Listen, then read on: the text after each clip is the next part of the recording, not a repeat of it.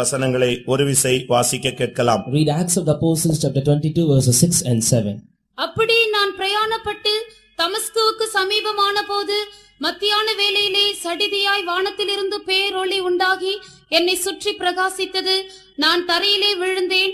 அப்பொழுது சவுலே சவுலே நீ என்னை ஏன் துன்பப்படுத்துகிறாய் என்று என்னுடனே சொல்லுகிற ஒரு சத்தத்தை கேட்டேன்.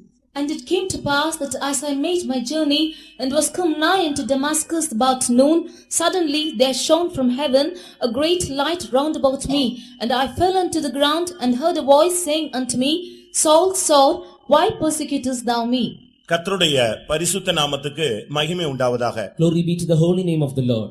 இந்த ஆசீர்வதிக்கப்பட்ட இந்த நாட்களில் ஆண்டவராகிய தேவன் சவுல் என்கிற மனிதனை சந்தித்து எப்படி பவுலாக மாற்றிக்கொண்டு அவனுடைய வாழ்வை ஒரு பூரணத்தை நோக்கி அழைத்து சென்றார் என்பதை நாம் சிந்தித்துக் கொண்டு வருகிறோம். In these blessed days